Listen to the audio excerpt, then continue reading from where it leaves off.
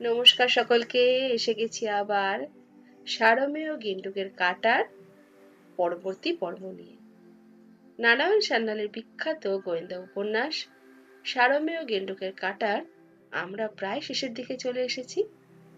মেদিনীনগরের Pamela Johnson মারা গেছেন প্রায় 2 মাস হলো, কিন্তু মারা যাওয়ার আগে তিনি একটা চিঠি লিখে গেছেন বাসু সাহেবকে, এই সন্দেহ প্রকাশ করে যে তার কোনো নিকটাত্মীয় হয়তো তাকে মারার চেষ্টা করেছিল।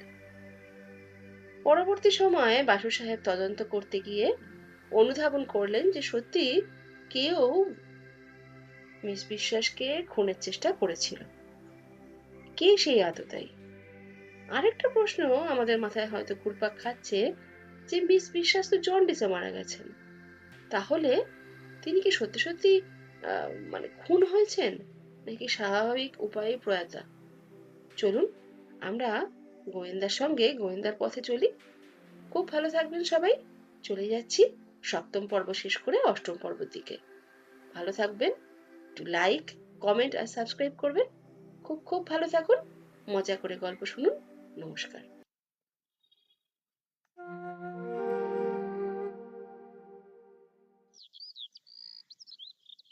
পরদিন সকালে সাদার্ন এভিনিউয়ের অ্যাপার্টমেন্টে যখন বেল দিলাম, তখন স্মৃতিটুকু নিচের দরজা খুলে দিল। মনে হলো সে কোথাও বেরোবার জন্য প্রস্তুত হয়েছে। সাত সকালেই দারুণ সাজের বাহার। ম্যাজেন্টা রঙের মুর্শিদাবাদী, ম্যাচ করা ব্লাউজ, চোখে মাস্কারা, পায়ে হাই হিল, হাতে এক ফুটানির বটুয়া। মামু বললেন, অসময়ে বিরক্ত করছি মনে হচ্ছে, কোথাও বেরোচ্ছ টুকু? টুকু মিষ্টি করে হাসল, বললে, আপনার ডিডাকশন ভুল হয় না, তবে ঘন্টাখানেক দেরি করে অ্যাপয়েন্টমেন্ট রাখার একটা বদনাম আমার অলরেডি আছে। সেটা 1.25 ঘন্টা হলে কেউ মূর্ছা যাবে না। আসুন আসুন, বসুন। ড্রয়িং রুমে দেখা গেল বসে আছে ডক্টর নির্মল দত্তগুপ্ত, সুটেড বুটেড, হয়তো দুজনে মিলে কোথাও যাচ্ছিল। স্মৃতিটুকু তার দিকে ফিরে বলল, ইন্ট্রোডাকশন বাহুল্য মনে হয়, মেদিনীনগরে একে দেখেছেন। তখন অবশ্য আপনি সাংবাদিকতা করতেন। আমার পূজ্যপাত পিতামহ ওনার জীবনী লিখতেন। এই নির্মল, তুমি বরং চলে যাও, ওদের গিয়ে বলো আমি 0.5 ঘন্টা পর আসছি, একটা ট্যাক্সি নিয়ে। নির্মল সংক্ষেপে বলল, আই এম সরি টুকু, এই আলোচনাটা আমার শোনা বোধহয় দরকার। দুজনে দুজনের দিকে কয়েক মুহূর্ত তাকিয়ে রইল। তারপর টুকু একটু রাগত স্বরেই বলল, বেশ, থাকো, তুমি তো আমার কোনো কথাই শুনতে চাও না। টুকু এবার বাসুমামুর দিকে ফিরে বলল, বলুন স্যার, এদিকে কদ্দূর কি হলো? উইলটা দেখেছি, কিছু আশা আছে কি? মামু নিজের আঙুলের দিকে তাকিয়ে সংক্ষেপে বললেন, আশা নেই এ কথা বলবো না টুকু, তবে এখনই সব কথা বলতে পারছি না। দুপক্ষই তো সবে কাসলিং শেষ করলো, আরো 2-4টা চাল খেলাটা এগিয়ে যাক। স্মৃতিটুকু আন্দাজ করলো নির্মলের সামনে বাসুমামু একটু রেখে ঠেকে কথা বলবেন। বললে, তাহলে আজ এই আবির্ভাবের হেতু কি স্যার? একটা কথা জানাতে এসেছি, একটু ভেবে নিয়ে সঠিক করে বলো তো মিস হালদার, এপ্রিলের প্রথম সপ্তাহে তোমরা মেদিনীনগরে যাবার পরে এবং তোমার বড় পিসির পদস্খলনের আগে কোনো একদিন রাত্রে সবাই ঘুমিয়ে পড়ার পর তুমি কি সিঁড়ির ল্যান্ডিং এ নিচু হয়ে কিছু কুড়িয়ে নিচ্ছিলে? স্মৃতিটুকু নির্বাক তাকিয়ে রইল সেকেন্ড 10। তারপর বলল, প্রশ্নটা আর একবার করবেন? মামু দ্বিতীয়বার প্রশ্নটা পেশ করলো থেমে থেমে। স্মৃতিটুকু অবাক হয়ে বললে, এমন অদ্ভুত প্রশ্নের অর্থ? অর্থ যাই হোক, ভেবে নিয়ে বলো দেখি, এমন ঘটনা কি ঘটেছিল? না, নিশ্চয়ই না। আমি তো বড় পিসির মতো ইনসোমনিয়ায় ভুগছি না। বিছানায় শুলে ঘুমিয়ে পড়ি। কিন্তু এর কি কোনো গুরুত্ব আছে? আছে।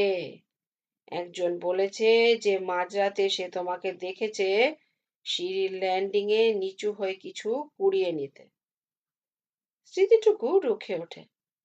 যে বলেছে সে ডাহা মিথ্যুক। আর যদি কিছু কুড়িয়ে নিয়ে থাকি, তাতে হলোটা কি? শিব ঠাকুরের আপন দেশে এমন আইন তো নেই যে মাঝরাতে সিঁড়িতে নিচু হয়ে কিছু কুড়িয়ে নিলে 3 মাসের জেল হবে। মামু গম্ভীর হয়ে বললেন, প্লিজ ডোন্ট বি ফ্রিভলাস। আমি রঙ্গরসিকতা করতে আসিনি তোমার সাথে। আমার প্রশ্নের সরাসরি জবাব দাও। গভীর রাতে সিঁড়ির ল্যান্ডিং এর মাথায় তুমি নিচু হয়ে কিছু কুড়িয়েছিলে? জবাবে কি বলবে? হ্যাঁ, না, অথবা মনে পড়ছে না। টুকু প্রায় ধমকে ওঠে। না, না, না, টু দ্য পাওয়ার ইনফিনিটি না। নির্মল নড়েচড়ে বসল। বললে, মিস্টার বাসু, আপনি সওয়াল করছেন, জবাবও পেয়েছেন। এবার কি দয়া করে জানাবেন কেন এই অদ্ভুত প্রশ্নটা? জানাবো, কারণ আমি সচক্ষে দেখে এসেছি মরকতকুঞ্জের সিঁড়ির ল্যান্ডিং এর কাঠের স্কার্টিং এর গায়ে একটা পেরেক পোঁতা আছে। তার মাথাটা ভার্নিশ করা যাতে সহজে নজরে না আসে। কেন? ওখানে কেউ পেরেক পুঁততে যাবে কেন? কোনো তুকতাক? না, মিস জনসনের 72তম জন্মদিনের পূর্ব রাত্রে সবাই ঘুমিয়ে পড়ার পর কেউ একজন একটা কালো সুতো টান টান করে বেঁধে দিয়েছিল সিঁড়ির ল্যান্ডিং এ, ঠিক শেষ ধাপে, 9 ইঞ্চি উঁচুতে। কিন্তু তাই বা কেন? যে দড়িটা খাটায় সে জানতো মিস জনসন রাতে ওপর নিচ করেন। তিনি চোখে ভালো দেখেন না। জানতো যে 5 বছর আগে মিস জনসন যে উইল করেছেন তার সে অন্যতম ওয়ারিশ। মাই গড, কি বলছেন এসব? উনি তো উনি তো ফ্লিসি সেই হতভাগা বলটায়। আই এম সরি টুকু, সে থিওরিটা ভুল।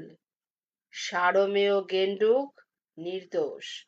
ইট was a deliberate attempt on her life. পুরো 1 মিনিট ঘর নিস্তব্ধ, শুধু সিলিং ফ্যানটার ঘর ঘরে আওয়াজ। সবার আগে নির্মলই কণ্ঠস্বর ফিরে পায়।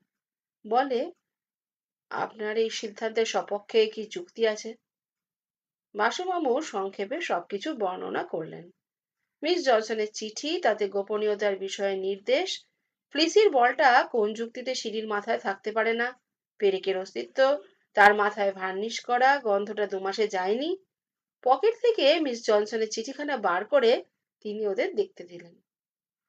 স্মৃতিটুকুর মুখখানা একেবারে সাদা হয়ে গেল। কথা জোগালো না তার মুখে। নির্মলই বললে, কিন্তু আপনি হঠাৎ টুকুকে এই প্রশ্ন করলেন কেন? ওই সিঁড়িতে নিচু হয়ে কিছু কুড়িয়ে নেওয়ার কথা। মামু এবার অকপটে বলল, মিস মাইতি তোমাকে ওই অবস্থায় দেখতে পেয়েছিল। She is a liar, damned liar. আমি পেরেক পুঁতিনি। তাহলে নিচু হয়ে কি কুড়িয়ে নিচ্ছিলে? পেরেক তো পোতনি বলছো। আগুন ছড়া চোখে টুকু মামুর দিকে তাকিয়ে বললে, mister Basu, don't ask me leading questions. আমি সিঁড়ির মাথায় আদৌ নিচু হইনি, কোনোদিন না, কোনো রাত্রে না। কিন্তু মিনতি তোমাকে দেখতে পেয়েছিল, চিনতেও পেরেছিল। তুমি নীল নাইটি পরেছিলে, তোমার কাঁধে একটা ক্রোমিয়াম প্লেটেড ব্রোচ ছিল, তাতে TH খোদাই ছিল। মাই গড, আপনি বিশ্বাস করলেন? আপনি বিশ্বাস করলেন আমি গোপনে মৃত্যুভাত পাততে যাচ্ছি, আর পাছে আমাকে শ্রীমতী মাইতি চিনতে না পারেন তাই নিজের নাম লেখা ব্রোচ কাঁধে সেটেছি? তোমার কাছে অমন একটা ক্রোমিয়াম প্লেটেড ব্রোচ আছে? আছে। দেখতে চান? ঠিক আছে, দেখুন।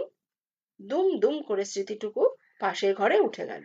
একটু পরে ফিরে এসে সে ব্রোচটা প্রায় ছুঁড়ে দিল বাসুমামুর দিকে।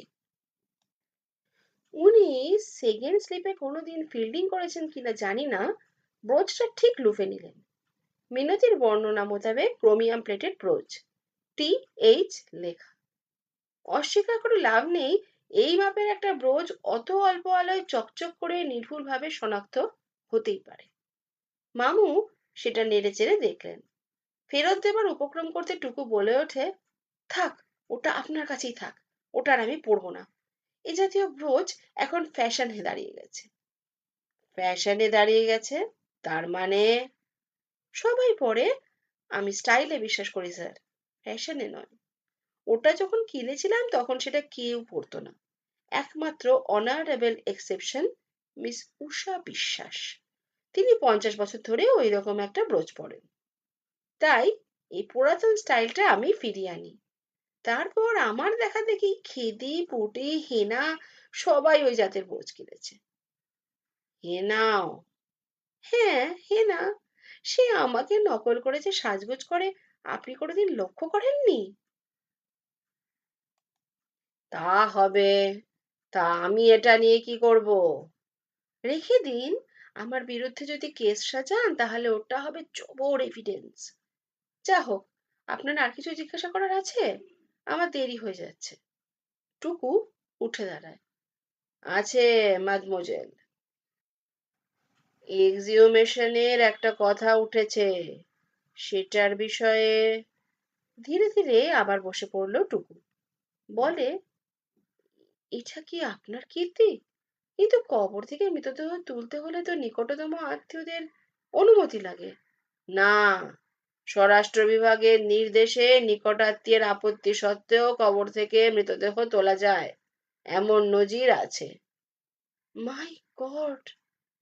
টুকুর মুখখানা আবার সাদা হয়ে গেল। মিনিট খানেক কি ভেবে নিয়ে সে বললে, কিন্তু কেন স্যার, কি হেতুতে? কর্তৃপক্ষ সন্দেহ করছে মিস প্যামেলা জনসনের মৃত্যু স্বাভাবিক নয়। কর্তৃপক্ষ না আপনি নিজে? মামু নীরব রইলেন। নির্মল বলল, অত উতলা হচ্ছ কেন টুকু? You shut up. তুমি কি বুঝবে? You are not a Roman Catholic. তারপর মামু দুটো হাত নিজের মুঠিতে নিয়ে সে কাতর ভাবে বলল, প্লিজ স্যার, এটা যেমন করে হোক বন্ধ করতে হবে। বুড়িটাকে সারা জীবন অনেক অনেক কষ্ট সহ্য করতে হয়েছে। আমরা আমরা সবাই নীচ, স্বার্থপর, কিন্তু মৃত্যুর পর বুড়ির কঙ্কালটাকে টেনে তুলবেন না, তাকে একটু শান্তিতে ঘুমোতে দিন।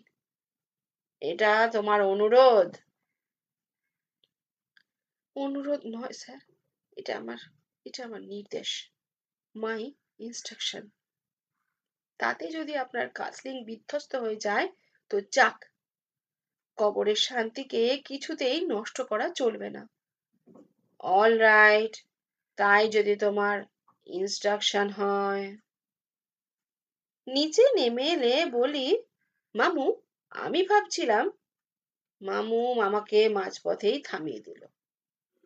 ভাবো, ভাবো, ভাবতে থাকো, but please don't disturb my own thought process.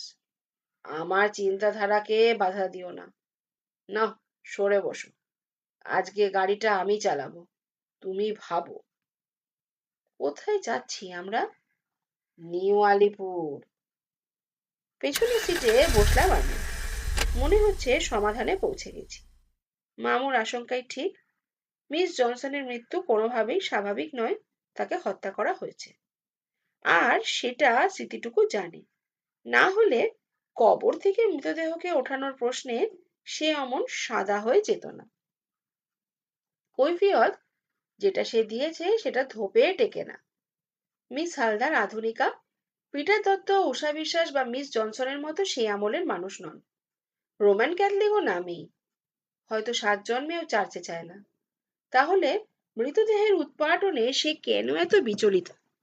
কবরেই শান্তি, সেটা আর যে কেউ বলুক, মিস স্মৃতিটুকু হালদারের মুখে বড্ড বেমানান। টুকু জানে বড় পিসিকে কেউ খুন করেছে, সম্ভবত এটাও জানে কে খুনটা করেছে। কে? সুরেশ? তাই কি তার ঠিকানা চাওয়াতে সে মিথ্যা করে বলেছিল সুরেশ বোম্বাই চলে গিয়েছে? নাকি এটা ডক্টর দত্তগুপ্তর কীর্তি? ডক্টর পিটার দত্তের পাঠানো ওষুধে সে কি এক পুড়িয়া বিষ মিশিয়ে দেওয়ার সুযোগ পায়নি? নির্মলের টাকার তো প্রচন্ড দরকার ওর সেই পেটেন্টটা নেবার ব্যাপারে। ওরা দুজন মিলে এই কাজটা করেনি তো? সিঁড়ির মাথার মৃত্যুভাতটা নিশ্চয়ই খাটিয়েছিল টুকু। তাকে মিনতি স্বচক্ষে দেখেছে। প্যামেলা সে বাধা অতিক্রম করেছিলেন। তখন নাট্যমঞ্চে আবির্ভূত হয়েছিল নির্মল। টুকুর যোগসাযোগী নিশ্চয়। আর তাতেই ওদের দৃঢ় আপত্তির মৃতদেহটা কবর থেকে খুঁড়ে বার করে পরীক্ষা করানোতে। কিন্তু আমরা আবার নিউ আলিপুর ফিরে যাচ্ছি কেন? প্রশ্নটা করাতে মামু বললেন, আজ সকালে হেনা আবার আসতে পারে, এবার যেন তাকে মিস না করি। হ্যাঁ হ্যাঁ, হেনা ঠাকুর। কি তার গোপন কথা? স্বামী তাকে পাগল বানাতে চায় কেন? কোন তথ্যটা হেনা জানে যাতে তার স্বামী তাকে পাগলা গারদে আটকে ফেলতে চাইছে? হঠাৎই একটা কথা মনে হলো। বলি, মামু, সবাই মিলে কিছু একটা করেনি তো? মিটিং করে সর্বসম্মতিক্রমে হত্যার সিদ্ধান্ত? না কৌশিক, এক্ষেত্রে তা হয়নি। একটি মাত্র মস্তিষ্ক কাজ করেছে এক্ষেত্রে। এটা আমার ডিডাকশন। সর্বসম্মতিক্রমে তো নয়ই, এমনকি যৌথ প্রচেষ্টাও নয়। টুকু টুকু পেরেকটা পুঁততে পারে, কিন্তু বিষ প্রয়োগ? শোনো কৌশিক, মিনতি মাইতির গল্পটার তিনটে ব্যাখ্যা হতে পারে। এক, মিনতি আদ্যন্ত সত্যি কথা বলছে। দুই, মিনতি কোনো স্বার্থ চরিতার্থ করতে বানিয়ে বানিয়ে বলছে। তিন, সে যা বিশ্বাস করে তাই বলেছে, অর্থাৎ সে মিথ্যা বলেনি, কিন্তু তার ধারণাটা মিথ্যা। আপনি তো চিঠিটুকুকে জিজ্ঞাসা করলেন না মেরিনগরে যাওয়ার সময় সে ওই বোঝটা সাথে করে নিয়ে গিয়েছিল কিনা? কি লাভ হতো? সে হয় সত্যি বলতো অথবা মিথ্যা। প্রমাণ আছে কি? নিউ আলিপুরে পৌঁছে জানা গেল ইতিমধ্যে কেউ আসেনি। মামু টেলিফোনটা তুলে নিয়ে প্রীতমের বাড়িতে ফোন করলেন। হ্যালো, ডক্টর ঠাকুর, আমি বাসু বলছি। কোনো খবর পেলেন?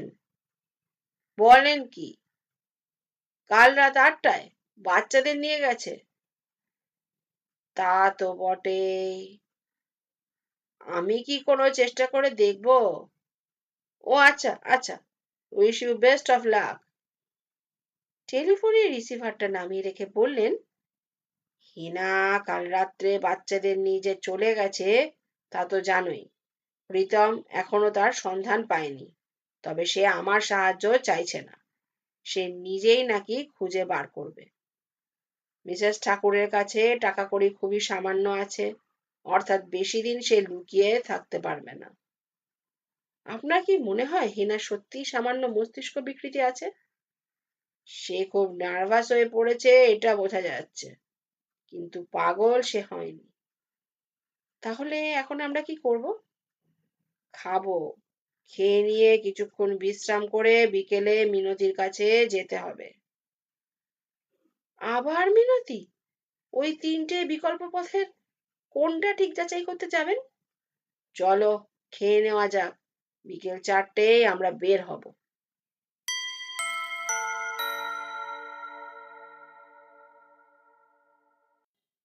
বাসুবাবুর সাথে কাজ করতে হলে ঘড়ির কাঁটার দিকে নজর রাখতে হয়।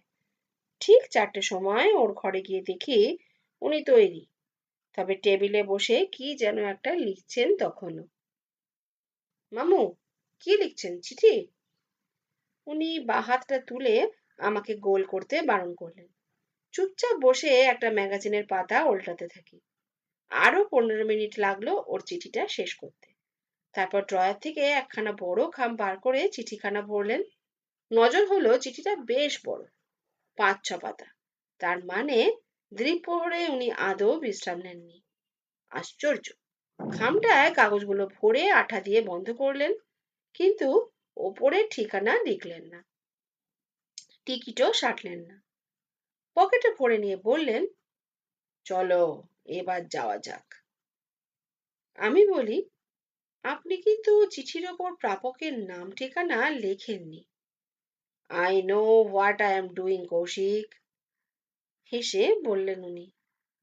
আমিও হাসতে হাসতে বলি, ও কথা মিস জনসনও বলেছিল, কিন্তু তিনি খামের ওপর নাম ঠিকানা লিখেছিলেন, টিকিটও সেটেছিলেন, শুধুমাত্র ডাকে দিতে ভুলে গেছিল।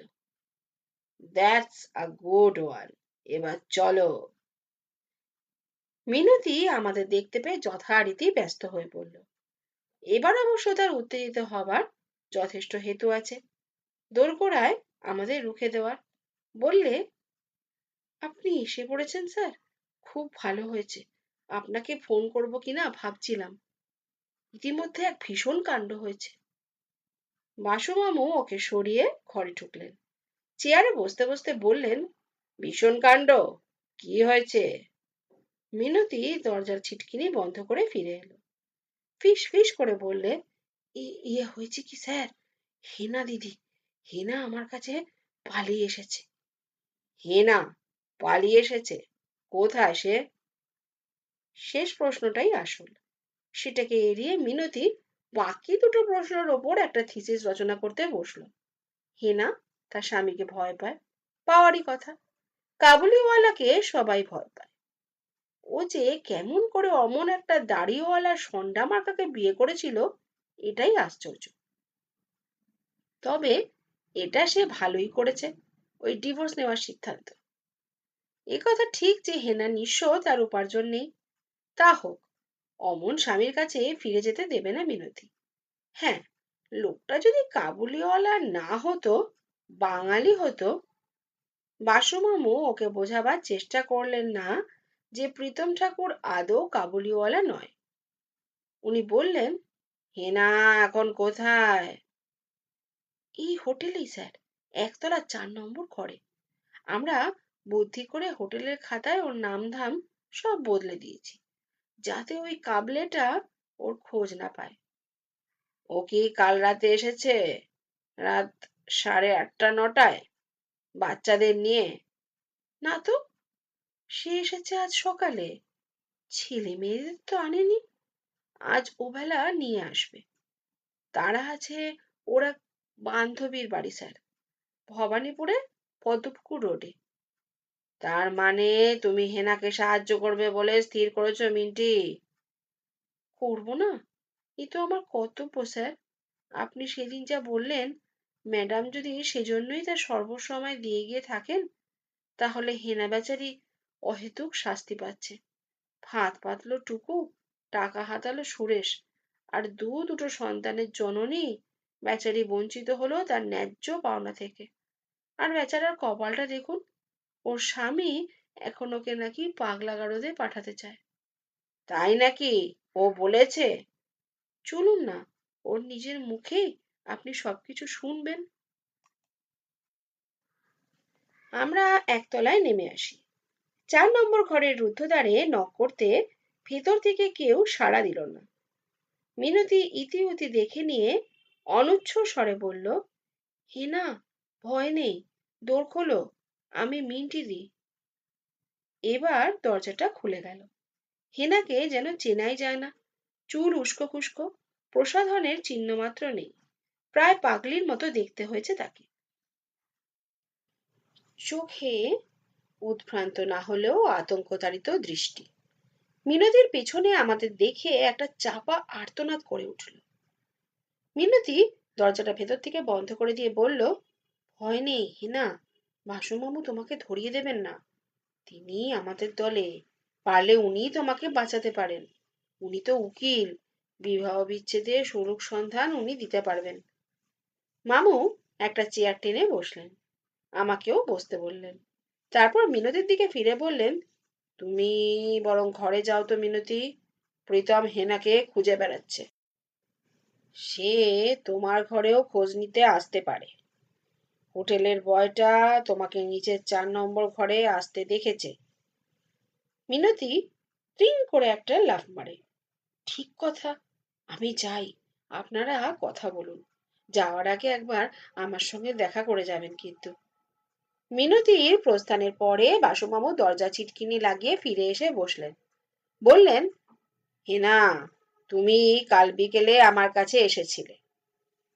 হ্যাঁ, আমার নিতান্ত দুর্ভাগ্য আপনি বাড়ি ছিলেন না, তাই তাই নিজে নিজেই সিদ্ধান্তটা নিতে হলো।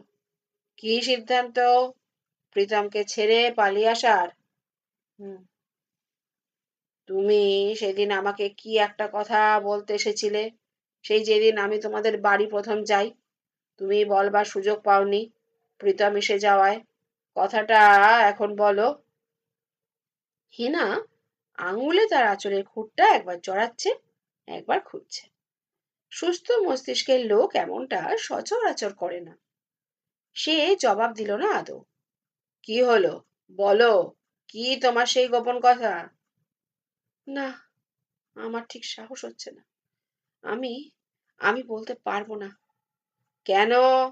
বললে কি হবে? ও যদি জানতে পারে, তাহলে তাহলে আমার ভীষণ বিপদ হবে। কেউ তা জানতে পারবে না, এখানে তো আর কেউ নেই। ও ও ঠিক ঠিক টের পাবে। ও যে কি ভীষণ, আপনি জানেন না। ও মানে তোমার স্বামী? আবার কে? মামু চুপ করে ওকে দেখতে থাকেন। তারপর বললেন, কাল বিকেলে তুমি চলে যাওয়ার পরে প্রীতম আমার কাছে এসেছিল। স্পষ্টতই শিউরে উঠল মেয়েটি।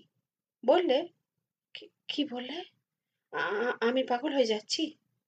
প্রীতম বললে তুমি খুব মানসিক উত্তেজনার মধ্যে আছো। না, আপনি রেখে রেখে বলছেন। ও বলেছে আমি বদ্ধ উন্মাদ হয়ে গেছি। ছলে বলে কৌশলে ও আমাকে ওর বন্ধুর পাগলা গারদে আটকে রাখতে চায়, যাতে সেই কথাটা আমি কাউকে বলতে না পারি। বললেও সবাই ভাববে পাগলের প্রলাপ, তাই না? কোন কথাটা হেনা? কি এমন কথা? না, না, আমার সাহস হচ্ছে না। লুক হিয়ার হেনা, কথাটা বলে ফেললে আর তোমার ভয় নেই, তখন আর সেটা গোপন কথা থাকবে না। এখন যদি তুমি আমাকে বলো, তাহলে তাতে আর পাগলের প্রলাপ হবে না। এখনো তো কেউ তোমাকে পাগল প্রমাণিত করেনি, তাই না? আমি কেমন করে জানবো যে আপনি ওর দলে নন? ও আপনার সাথে দেখা করেছে বললেন, হয়তো ও আপনাকে এমপ্লয় করেছে ওর স্বার্থে। বাসুমামু দৃঢ় স্বরে বলেন, শোনো হেনা, এ কেসে আমার মক্কেল মৃতা পামেলা জনসন, আর কেউ নয়। তার কোনো স্বার্থের প্রশ্ন ওঠে না। আমি শুধু সত্যের পক্ষে, ন্যায় ধর্মের পক্ষে। হেনা মাথা ঝাঁকিয়ে বলে উঠল, সে তো আপনি বলছেন, প্রমাণ কি? আপনি জানেন না এই বছরে কি যন্ত্রণার মধ্যে আমার কেটেছে। না, আমি ওর কাছে ফিরে যাব না, বাচ্চাদেরও দেব না। আমি নিঃস্ব, কিন্তু মিন্টি দিয়ে আমাকে সাহায্য করবেন বলেছেন। তিনি আমাকে কথা দিয়েছেন। বাসুবাবু বলেন, উত্তেজিত হয়েও না হেনা, খোলাখুলি বলো তো, মিস প্যামেলা জনসনের মৃত্যু যে স্বাভাবিকভাবে হয়নি তা তুমি জানো, তাই তো? হেনা মুখটা তুলতে পারে না, গ্রীবা সঞ্চালনে স্বীকার করে, বিষের ক্রিয়ায় তার মৃত্যু হয়েছে। ঠিক। এবারেও সে নীরব, কিন্তু মাথা নেড়ে সায় দেয়। তুমি কি সন্দেহ করো এর পেছনে তোমার স্বামী প্রীতমের হাত আছে? হঠাৎ মুখ তুলল মেয়েটি, যেন ধপ করে জ্বলে উঠল। সন্দেহ করব কেন? আমি তো জানি। কি জানো? কেমন করে জানো? খুলে বলো আমাকে। আবার নীরবতা। ব্যাপারটা কি ঘটে সেই শেষ রবিবারে, যেদিন তোমাকে না জানিয়ে প্রীতম ঘন্টা খানেকের জন্য মরকত কুঞ্জে গেছিল। হ্যাঁ, সে গোপন করতে চেয়েছিল তার মেরিনগরে যাবার ঘটনাটা। কিন্তু তুমি কেমন করে জানতে পারলে? সেটা এখনই আমি আপনাকে বলতে পারবো না। বাসুমামু একটু ভেবে নিয়ে বললেন, কিন্তু সেটা যদি আমি তোমাকে এখনই বলে দিই, তুমি কি সেটা স্বীকার করবে, অথবা অস্বীকার? আগে তো বলুন। বলছি, তার আগে আমাকে বলো তো, মিনা আর রাকেশকে তুমি যে বান্ধবীর বাসায় রেখে এসেছো, সে কি জানে তুমি প্রীতমকে ছেড়ে এসেছো? না, সে কিছুই জানে না। তাকে কি প্রীতম চেনে, তোমার বান্ধবীকে? তার বাড়ি চেনে? হ্যাঁ, তা তো চেনে, কিন্তু প্রীতম সেটা সন্দেহ করবে না। করবে, সে অত্যন্ত ধূর্ত। তাছাড়া কলকাতায় তোমার বান্ধবী খুব কম, তাই না? তুমি পাটনায় মানুষ হয়েছো, কলকাতায় তোমার যে 5-7টি বান্ধবী আছে, প্রীতম পর্যায়ক্রমে তাদের বাসায় যাবে। তোমার বান্ধবী জানে না যে তুমি চিরকালের জন্য প্রীতমকে ত্যাগ করে এসেছো। ফলে প্রীতম যদি মীনা আর রাকেশকে নিয়ে যেতে চায়, তোমার বান্ধবী বাধা দেবে না। প্রীতম যদি ছেলে মেয়েকে আটকে রাখে, তখন তোমার পক্ষে আর পালিয়ে বেড়ানো সম্ভব হবে না, না? কিন্তু কিন্তু তাহলে কেমন করে হবে? আমি তো আমি কি এখনই গিয়ে ওদের নিয়ে আসবো? বুঝলাম, কিন্তু সেখানে গিয়ে যদি দেখো প্রীতম বসে আছে। হেনা শিউরে উঠল, মাসুমামুর দিকে বিহ্বলের মতো তাকিয়ে দেখল। মামু বললেন, তার চেয়ে এক কাজ করো, একখানা হাত চিঠি লিখে দাও আমার সাথে সেই বাচ্চাদের আসতে দেয়। লেখো তোমার শরীরটা হঠাৎ খারাপ হয়েছে, তাই নিজে যেতে পারছো না। হেনা যুক্তির সারবত্তা প্রাণিধান করল, রাজিও হলো। একখণ্ড কাগজে সেই মতো চিঠি লিখে দিল বান্ধবীকে। বলল, ওদের নিয়ে এখনই চলে আসুন স্যার। না, বাচ্চাদের আমার বাড়িতে নিয়ে যাব, আমার কাছে এক রাত্রি রাখবো। এখানে ওদের নিয়ে আসাটা ঠিক হবে না। কাল সকালে অন্য কোনো হোটেলে তোমার জন্য ঘর বুক করে বাচ্চাদের নিয়ে আমি সেখানে অপেক্ষা করব। এই কৌশিক এসে তোমাকে সেখানে নিয়ে যাবে। বাচ্চারা সেখানেই থাকবে তোমার কাছে। কেন? এখানে কিসের আপত্তি? বুঝছো না কেন?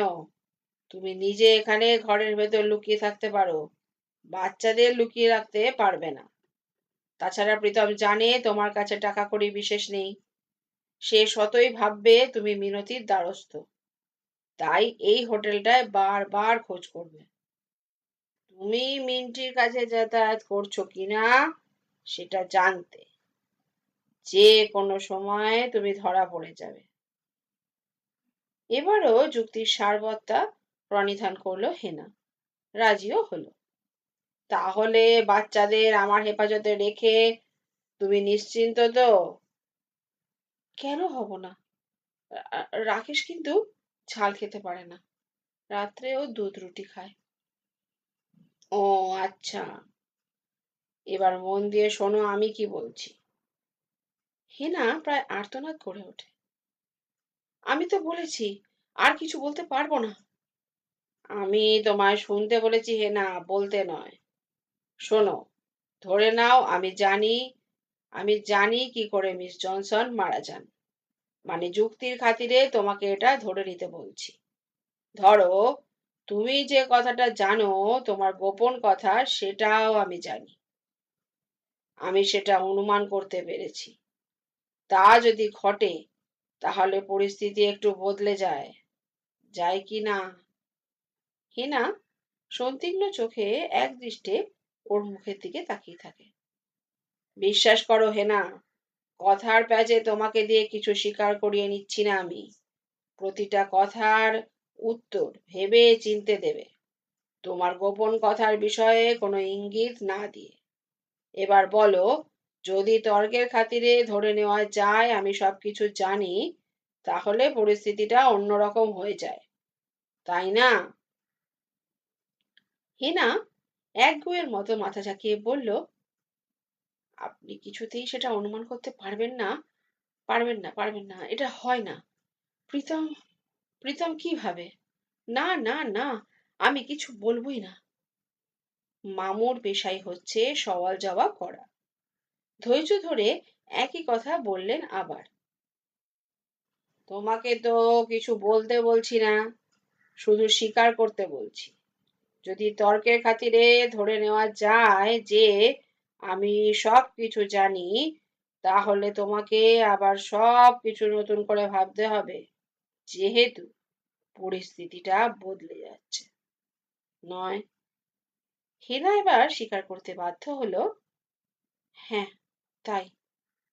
গুড। এবার শোনো, আমি পিকে বাসু এ রহস্যের কিনারা সন্দেহাতীত ভাবে করেছি। এটা আমার পেশা, আমার দীর্ঘদিনের অভিজ্ঞতা। আমি সব কিছু জানি। ম্যায়, তোমার ওই গোপন কথাটা, না না, কথা বলো না, শুধু শুনে যাও। তুমি যে কথাটা আমাকে বলতে পারলে না, কখনো কাউকেই বলতে পারবে না, সেটা আমি লিখে এনেছি।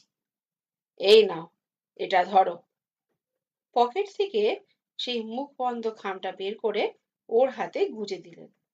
বললেন, আমরা চলে যাবার পর ঘরটা ভেতর থেকে বন্ধ করে লেখাটা পড়ো, তারপর পুড়িয়ে ফেলো। যদি মনে করো আমি যা লিখেছি তা ঠিক নয়, তাহলে কাল সকালে আমাকে তা জানিও। না, কাল সকালে নয়, আজ রাত্রেই আমাকে টেলিফোন করো। আর যদি মনে করো আমি ঠিকই লিখেছি, তাহলে সে কথা কালই হবে। আগে চিঠিটা তো পড়ো। হোটেল থেকে বাইরে বেরিয়ে মামু বললেন, মানুষের পক্ষে যেটুকু সম্ভব তা আমরা করেছি কৌশিক, বাকিটা করুণাময় ঈশ্বরের হাতে। আমি বলি, আপনি ঈশ্বর বিশ্বাস করেন মামু? করি, করি কৌশিক, করি। I have impeccable faith in his inexorable justice.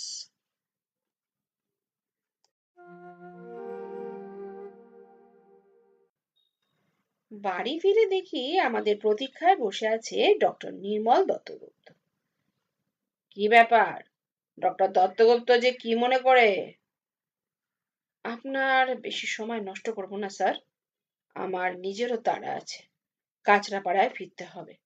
দু একটা কথা জানাতে এলাম। বলো, আপনি আসলে কি চাইছেন বলুন তো? আপনার ভূমিকাটা কি? কে আপনার মক্কেল? কেন, তুমি তো জানোই, মিস স্মৃতিটুকু হালদার। নির্মল গম্ভীরভাবে বললে, এক্সকিউজ মি স্যার, আমি নির্বোধ নই, দুজনেরই সময়ের দাম আছে। কথাবার্তা খোলাখুলি হলে ভালো হয়। প্রথম কথা, আপনি ছদ্ম পরিচয় যখন প্রথম মেরিনগরে যান, তখনও আপনি টুকু বা সুরেশকে চিনতেন না, কিন্তু তার আগেই আপনি মিস জনসনের চিঠিখানা পেয়েছেন। সেকেন্ডলি, আপনার সম্বন্ধে ইতিমধ্যে আমি খোঁজ খবর নিয়েছি।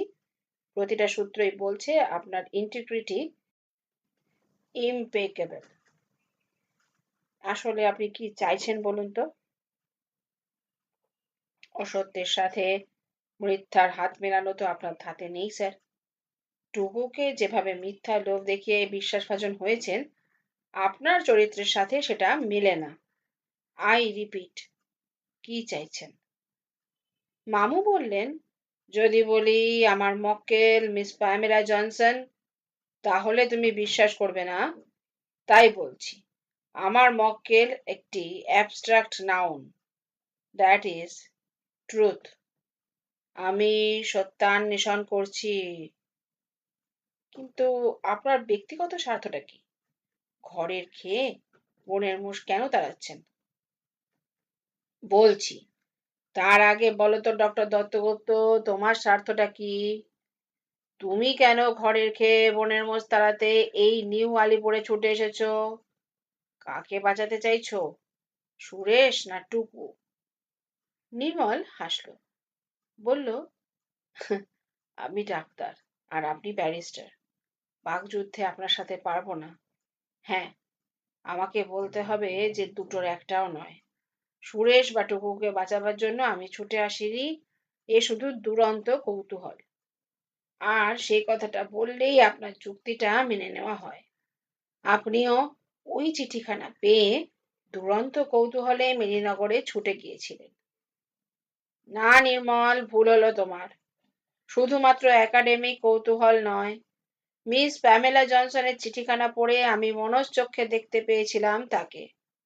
দৃঢ়চেতা, বুদ্ধিমতী, পরম শ্রদ্ধেয়া এক বৃদ্ধাকে।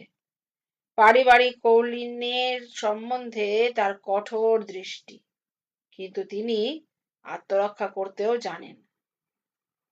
তিনি আমার বুদ্ধির ওপর আস্থা রেখেছিলেন নির্মল। সেই আস্থার মর্যাদাটুকু আমাকে কড়ায় গণ্ডায় মিটিয়ে দিতে হবে। আমার মক্কেল, বিলিভ ইট অর নট, আমার বিবেক। অর্থাৎ ওই বুবি ট্র্যাপটা যে খাটিয়েছিল তাকে আপনি খুঁজে বার করবেন। না, সেটা আমি জানি। আমি খুঁজে বার করছিলাম কে তাকে বিষ দিয়েছে, কে বিষ প্রয়োগে তার হত্যা করেছে। এটাই আপনার অনুমান? না, আমার অনুমান নয়, স্থির সিদ্ধান্ত নির্মল। শুধু তাই নয়, আমি এ কথাও জানি কে তাকে হত্যা করেছে। তাও জানেন? তবে তাকে গ্রেপ্তার করছেন না কেন? প্রমাণের অভাব? ঠিক তাই। তবে আশা করছি আগামীকাল প্রমাণটা পেয়ে যাব।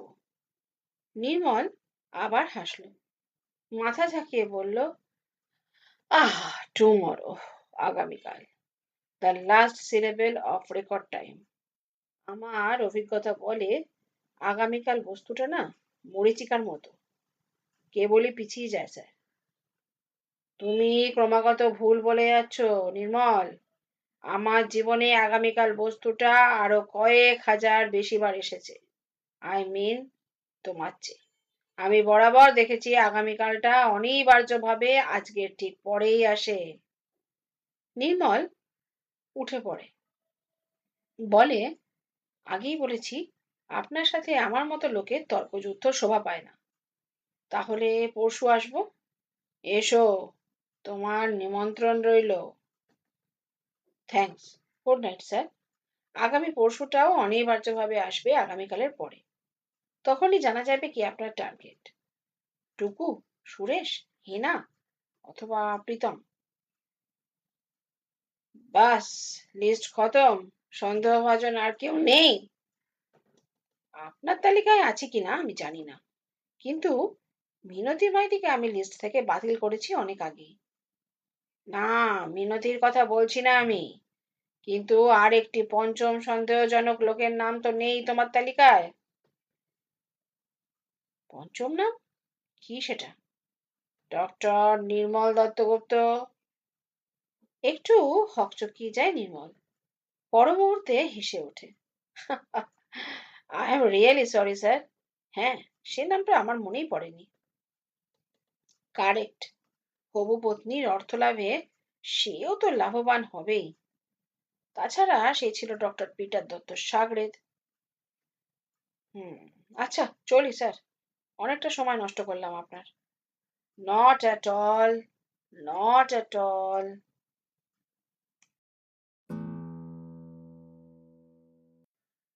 নৈশাহারের টেবিলে এসে দেখি একটি মাত্র খাবারের প্লেট সাজিয়েছে বিশু। তার দিকে কৌতূহলী চোখ মেলে তাকাতেই সে কৈফিয়ত দিল, বড় সাহেব রাতে খাবেন না বললেন। শুয়ে পড়েছেন? আগে না, আজ আবার বোতলটা বার করেছেন। ইদানিং মামু প্রত্যহ সন্ধ্যায় মদ্যপান করেন না। আগে তার দৈনিক বরাদ্দ ছিল এক পেগ বিলেতি। ইদানিং মাঝে মাঝে বোতলটা বার করেন। বুঝতে অসুবিধা হয় না আজ তার চিত্তচাঞ্চল্যের কোনো একটা কারণ ঘটেছে। এটাও বুঝতে পারছি সমস্যাটার সমাধান হয়ে গেছে। হেনা সেই গোপন কথা যেটার কোনো আঁচ আমি করতেই পারছি না, সেটা কোনো না কোনো সূত্র ধরে উনি জেনে ফেলেছেন। কিন্তু কেমন করে তা হলো? উনি যা জানেন সেটুকু তো আমিও জানি। আমার চোখের আড়ালে এমন কোনো ঘটনা ঘটেনি যা শুধুমাত্র ওনার জানা।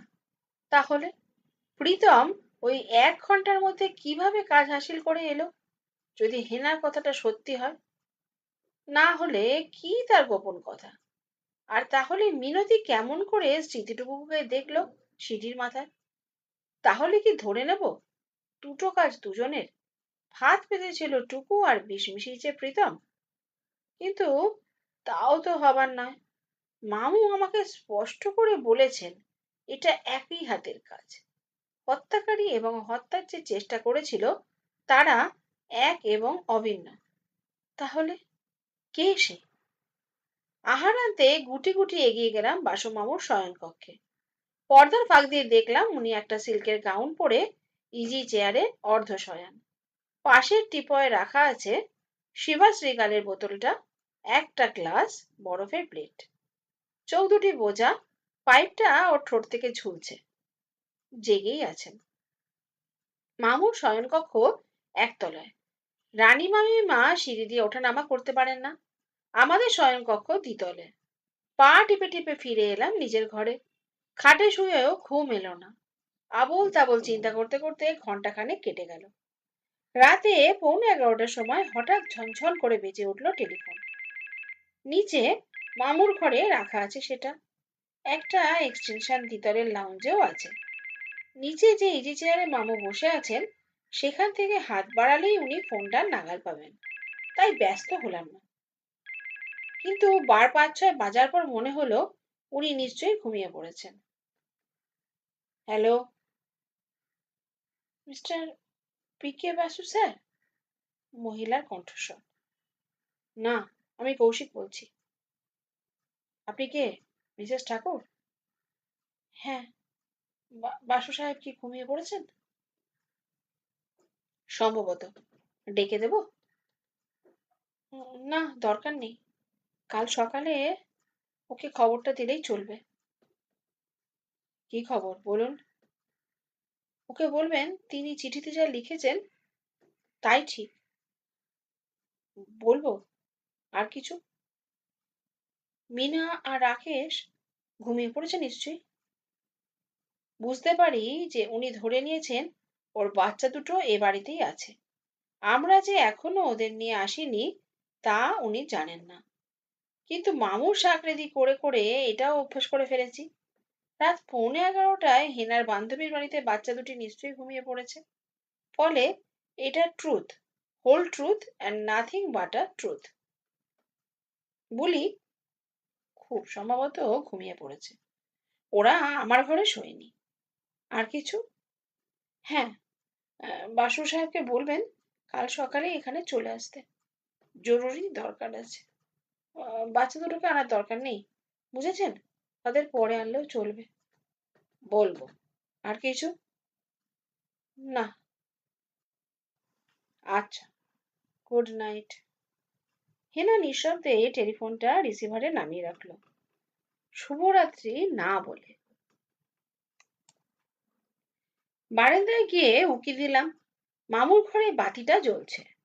বাতি জ্বেলেই ঘুমিয়ে পড়লেন নাকি? সিঁড়ি দিয়ে নেমে এলাম নিচে। ওর ঘরের সামনে এসে পর্দাটা সরিয়ে দেখতে পেলাম ঠিক একই ভঙ্গিতে ইজি চেয়ারে বসে আছেন উনি। টেলিফোন রিসিভারটা তখনও তার কানে ধরা। আমাকে দেখতে পেয়ে যেন সম্বিত ফিরে পেলেন। যন্ত্রটা যথাস্থানে নামিয়ে রাখলেন। অর্থাৎ এক্সটেনশন লাইনে উনি দুপক্ষের কথাই শুনেছেন। অর্থাৎ আমার কোনো কিছু বলা নিতান্তই বাহুল্য। তখনই নজর হলো উনি হাত নেড়ে আমাকে স্থানত্যাগ করতে বলছেন। মনে হলো নেশাটা বেশ জমেছে তার। দ্বিতলে উঠে আসি। ঘুম আসতে দেরি হলো। তারপর কখন যেন ঘুমিয়ে পড়েছি। ঘুম ভাঙলো বেলায়, টেলিফোনের শব্দে। প্রথমেই নজর পড়লো ঘড়ির দিকে। 7:45। টেলিফোনটা কতক্ষণ ধরে বাজছে কে জানে।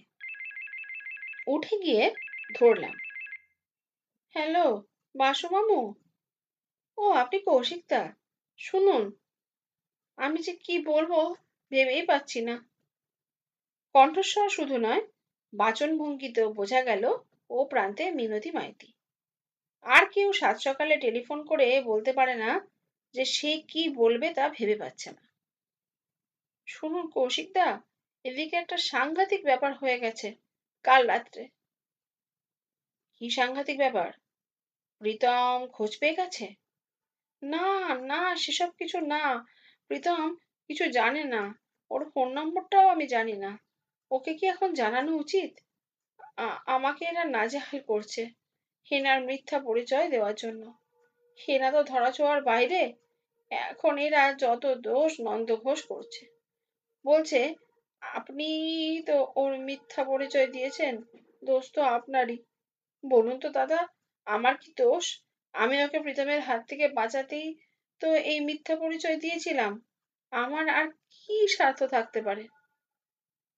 এই ভদ্রমহিলা কি একটা কথাও সহজ করে বলতে পারে না? ধমকে উঠি। কি হয়েছে আগে জানি। হেনা হোটেল ছেড়ে পালিয়ে গেছে? না না দাদা, সে এখনো ওর ঘরে শুয়ে আছে। ঘন্টাখানেক আগে ব্যাপারটা জানাজানি হয়েছে। কোন ব্যাপার জানাজানি হয়েছে? আসল কথাটা তো এখনো জানি না আমি। কাল রাতে হিনা ভুলের বশে বেশি করে ঘুমের ওষুধ খেয়ে ফেলেছে। আজ সকালে বেডটি নিয়ে যে যায়, সে প্রথম দেখতে পায়। ও প্রথমটাই ভেবেছিল হিনা মারা গেছে। তাই তো বলছি তখন থেকে, ভুল করে বেশি ঘুমের ওষুধ খেয়ে। এখন কি হবে? মিনা আর রাকেশ এইটুকু বয়সে মাতৃহারা হয়ে গেল। হ্যাঁ, অবশ্য অবশ্য আমি ওদের কিছু টাকা কড়ি দেব। ম্যাডামের তাই ইচ্ছাও ছিল। কিন্তু মায়ের অভাব কি পূরণ হয়? আপনিই বলুন। তাছাড়া টাকাটা যদি সেই কাবুলিওয়ালা কেড়ে নেয়? আচ্ছা কৌশিকদা, আপনার কি মনে হয়?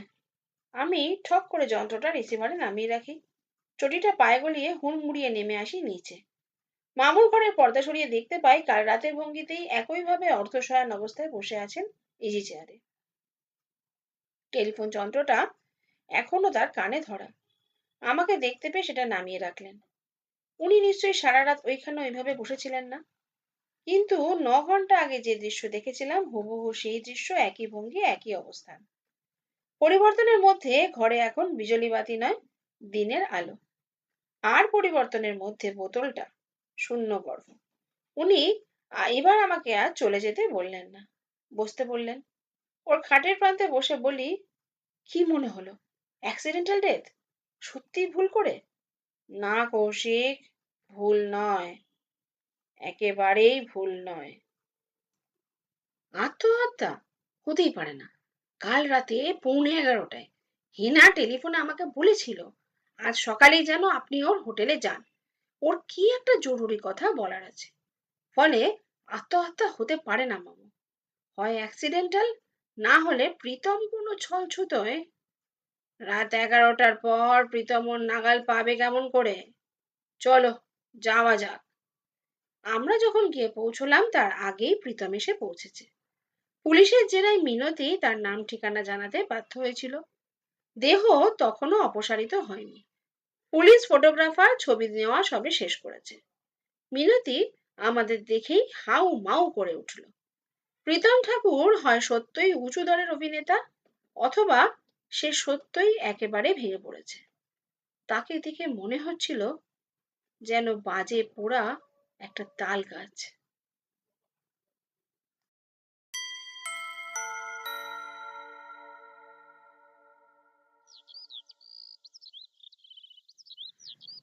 দিন 2 পরের কথা। বাসনবাবুর ব্যবস্থাপনায় সকলে সমবেত হয়েছে মেদিনীনগর মরকতকুঞ্জে। মিনতি মাইতি প্রথমটায় আপত্তি করেছিল এতগুলো লোককে নিমন্ত্রণ করতে। বিশেষ শান্তি দুদিনের ছুটি নিয়ে তার ভাইয়ের বাড়ি গেছে। মামু কিন্তু তাতে দমেননি। বলেছিলেন, আহারের নিমন্ত্রণ তো তুমি করছো না মিনতি, একটি শোক সন্তপ্ত পরিবারকে সমবেত করা হচ্ছে নিতান্ত অন্য উদ্দেশ্যে, হেনার বাচ্চা দুটির ব্যবস্থা করতে। তুমি চাও তাদের কিছু টাকা দিতে, কিন্তু সে টাকা যেন প্রীতম উড়িয়ে পুড়িয়ে না দিতে পারে, তাই না? তাছাড়া ওরা সবাই জানতে চায় কিভাবে হেনা মারা গেল।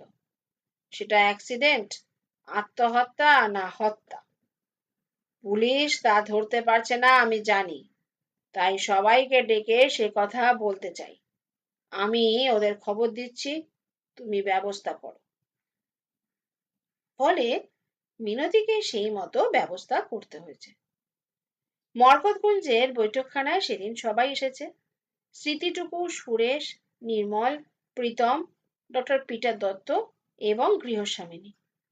প্রত্যাশিত একজন অতিথি শুধু অনুপস্থিত, মিস মার্পেল অফ মেদিনীনগর, ডক্টর দত্ত জানালেন, বুড়ির ফ্লু হয়েছে গরম ঠান্ডায়, একেবারে শয্যাশায়ী। বুড়ি একা একা থাকতো, তাকে বাধ্য হয়ে অপসারিত করা হয়েছে পিটার দত্তর বাড়িতে সাময়িকভাবে। আশা বুড়ো কাস্ত তার সেবা শুশ্রূষা করছে। এতদিনে জানা গেল ডক্টর পিটার দত্ত অবিবাহিত, কনফার্মড ব্যাচেলর। এক ভাইঝি তার সংসারের দেখভাল করে। বাসুমামু দর্শক দলের দিকে মুখ করে একটু দূরে বসে আছেন, তার মুখে পাইপ। এমন দৃশ্যে আমি অভ্যস্ত। আমি অনেকবার এই দৃশ্য দেখেছি। একদল সুবেশ তরুণ তরুণী, প্রৌঢ় প্রৌঢ়া, বৃদ্ধ বৃদ্ধা, সকলের মুখে ভদ্রতার নিপুণ মুখোশ আঁটা। আমি আমার অভিজ্ঞতায় জানি ওদের মধ্যে একটি মানুষের মুখোশ টেনে খুলে ফেলবেন মামু। আঙুল তুলে তাকে দেখিয়ে বলবেন, এই সেই নৃশংস হত্যাকারী। হ্যাঁ, সন্দেহের কোনো অবকাশ নেই।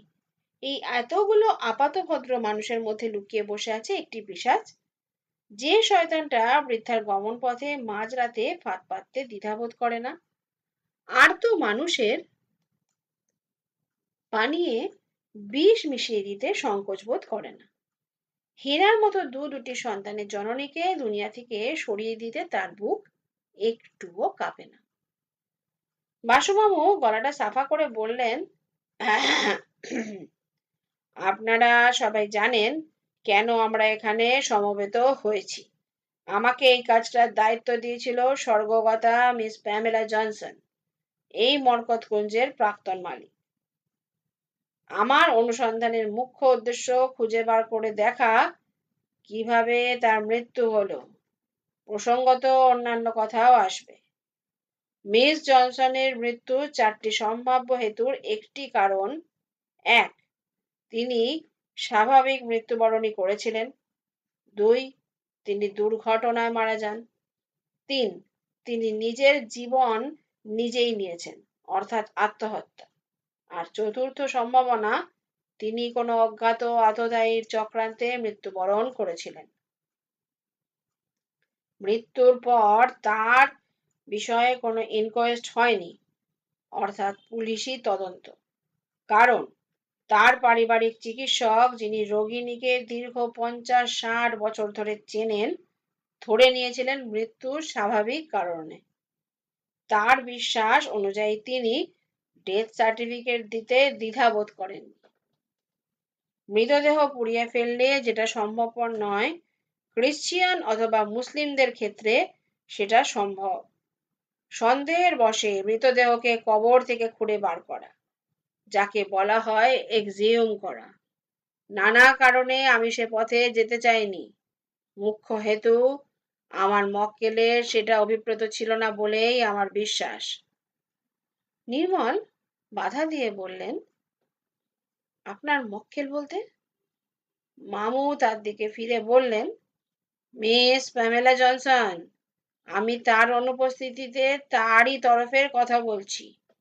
তার অন্তিম বাসনার মর্যাদা দিতে তার শেষ চিঠিতে 2টো নির্দেশ ছিল, পরিষ্কার: সারমেয় গেন্ডুকের রহস্য উদ্ঘাটন এবং এই অনুসন্ধান কার্যের গোপনীয়তা রক্ষা।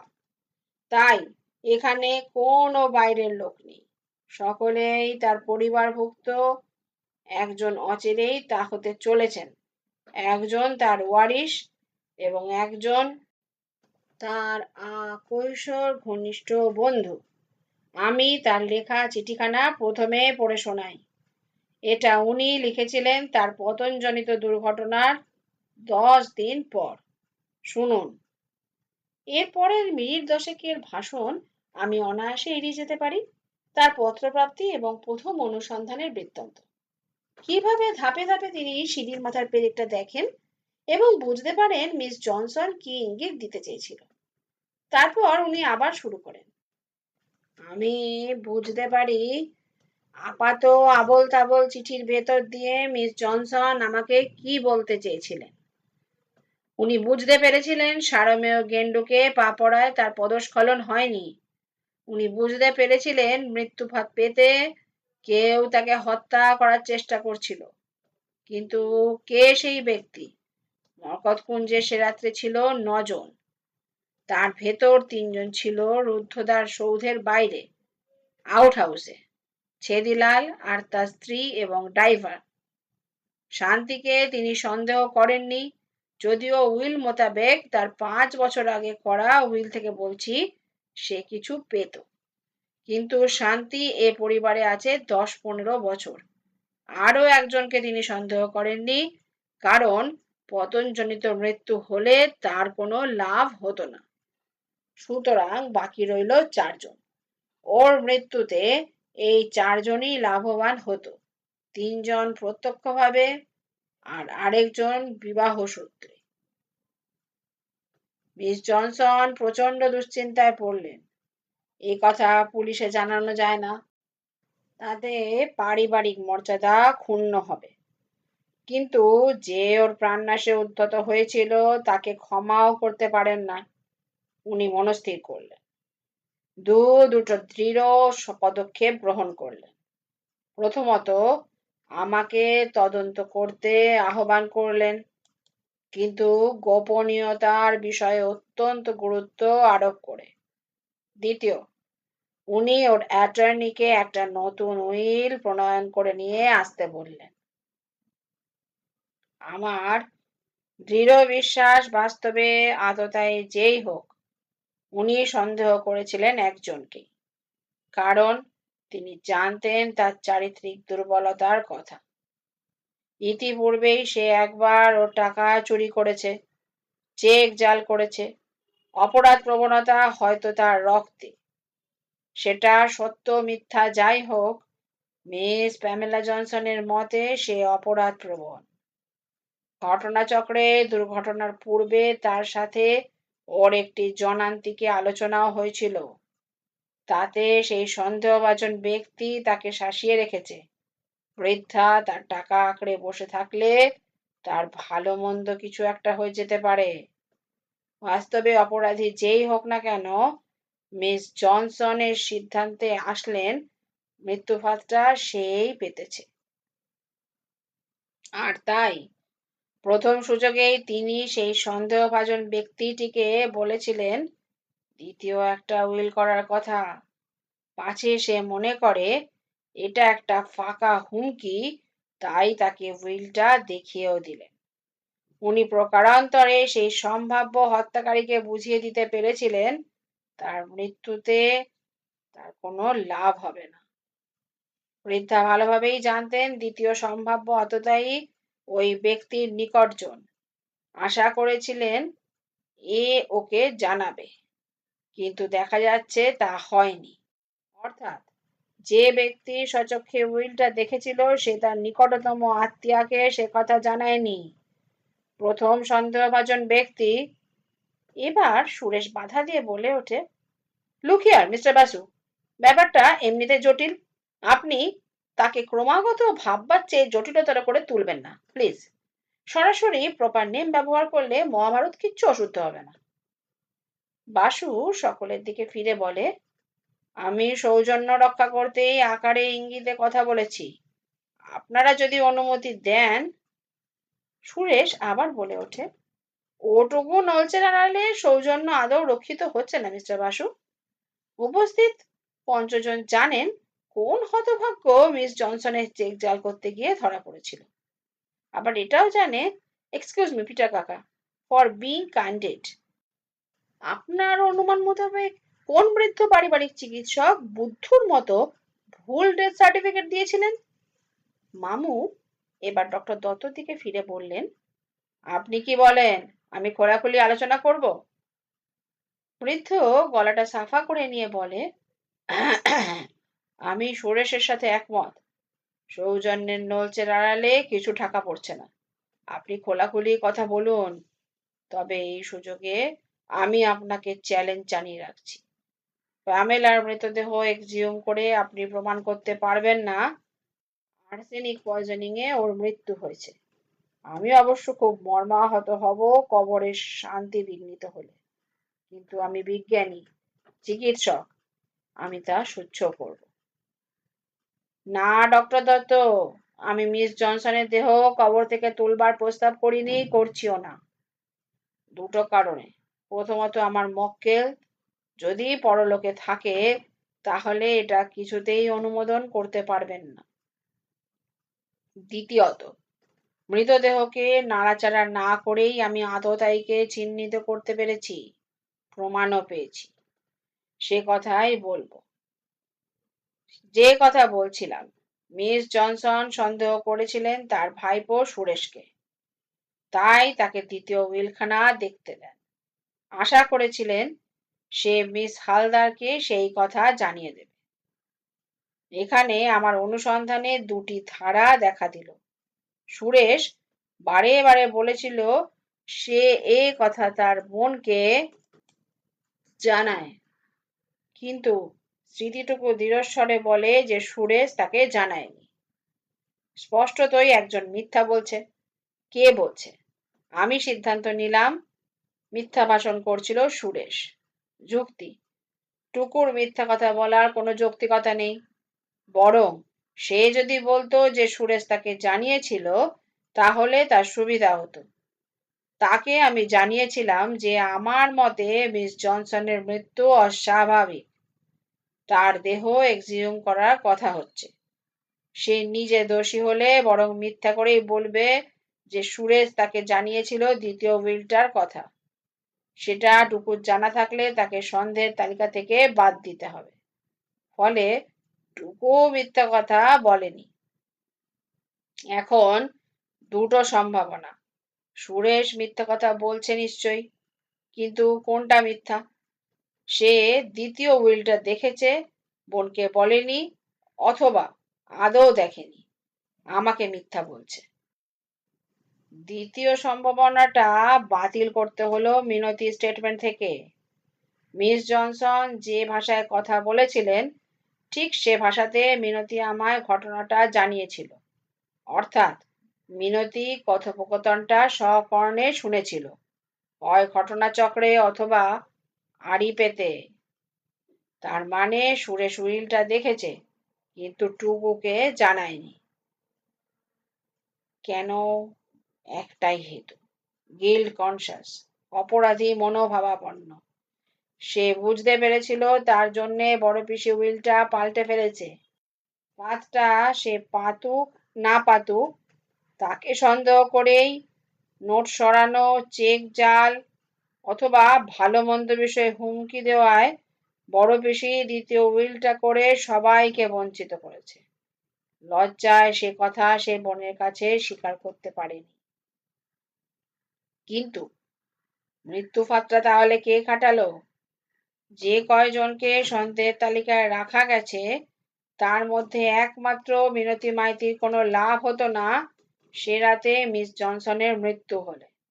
অথচ ঘটনা এমন যে মৃত্যু না হলেও ওই পতনজনিত দুর্ঘটনার ফলে একমাত্র লাভবান হলো মিনতি। যদি ধরে নিই মিনতি ফাঁদটা পেতেছিল, আর সহ্য হলো না মিনতির।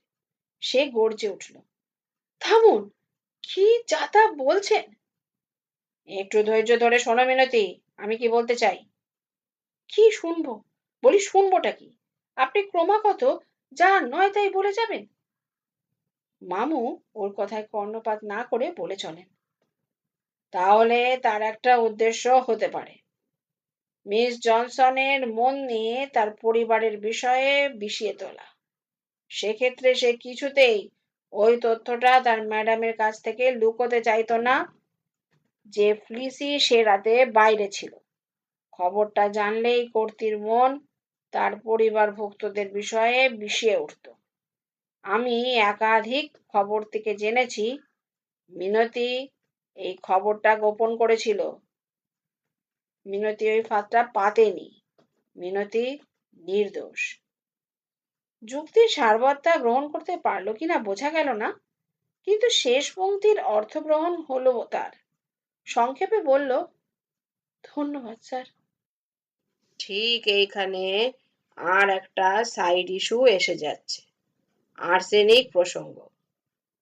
উনি ছেদিলালের সাথে কথোপকথন তার কৌটোর সিল খোলার কথা বিস্তারিত বললেন এবং সুরেশ যে আর্সেনিক শব্দটি উচ্চারণ করতে গিয়ে হঠাৎ স্ট্রিকনিন বলেছিল সেটাও। এবার ভেঙে পড়ল সুরেশ নিজেই।